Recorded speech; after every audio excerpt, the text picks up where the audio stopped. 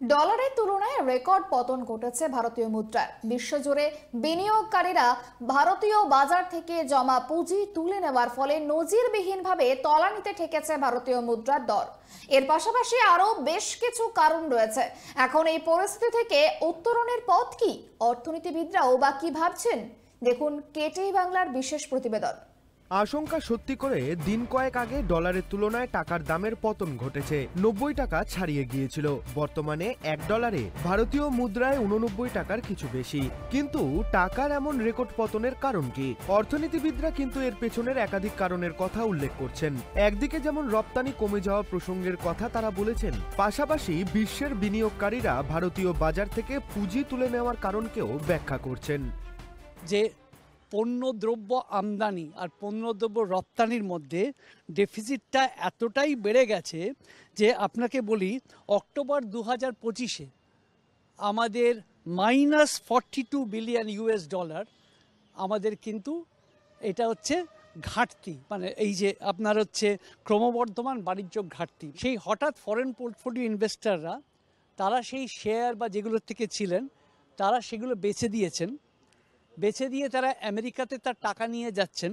তার কারণটা হচ্ছে আমেরিকাতে বেশি টাকা তারা টাকা খাটিয়ে পাচ্ছেন ঋণ পরিশোধ করা। মানে ধরুন কর্পোরেটরা ধরুন এডিআর আমেরিকান ডিপোজিটেড রিসিভ বা মানে বিদেশ থেকে টাকা নিয়েছেন, সেই টাকাটা শোধ করার জন্য তাদেরকে ডলারের ওটা করতে হচ্ছে।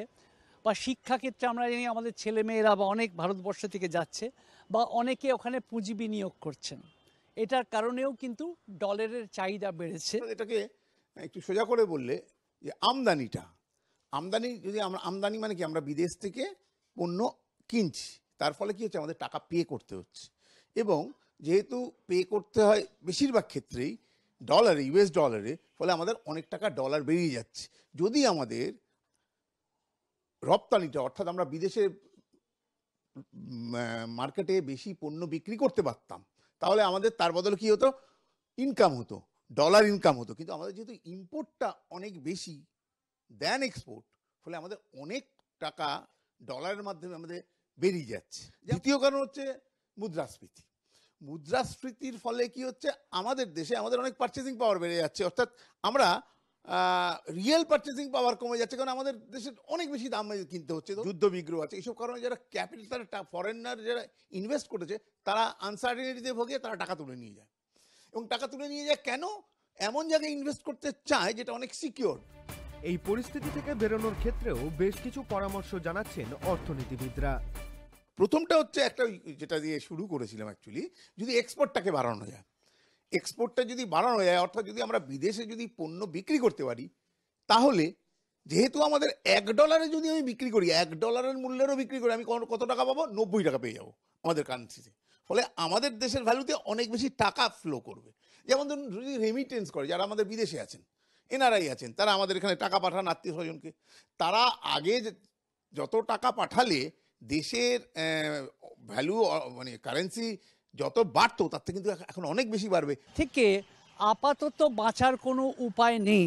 তার কারণটা হচ্ছে যে ওই যে একটা মার্কিন যুক্তরাষ্ট্রের সাথে ভারতবর্ষের একটা বাণিজ্য চুক্তি হওয়ার ছিল, সেটা সবাই জানেন, আপনাদের দর্শকেরা জানেন, কিন্তু সেই বাণিজ্য চুক্তিটা এখনও হয়ে ওঠেনি।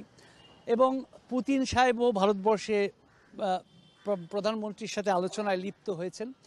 সেখানে আশ্চর্যের বিষয় হচ্ছে, আমরা রাশিয়া থেকে তেল কিনবই, আমাদের কিনতেই হবে, কিন্তু আমরা কিনছি বলে আমাদের উপর এতটা শুল্ক আরোপ করা হয়, কিন্তু রাশিয়া তো বেচছেন, রাশিয়ার ওপরে করা হচ্ছে না, বা অন্যান্য দেশগুলো যারা আমেরিকাতে পুঁজি বিনিয়োগ করেন সেটা হচ্ছে না।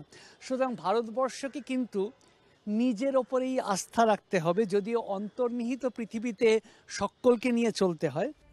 এখন দেখার কবে ফের ভারতীয় মুদ্রায় দাম বাড়ে এবং ডলারের মূল্যের সঙ্গে যে টাকার পতন হয়েছে তা কিছুটা সামাল দেওয়া যায়। তবে এর জন্য আরও কিছুটা সময় লাগবে বলেই মত সংশ্লিষ্ট মহলের। ক্যামেরায় সূর্য শঙ্কর অধিকারীর সঙ্গে ত্রয়ন চক্রবর্তীর রিপোর্ট, কেটিভি বাংলা।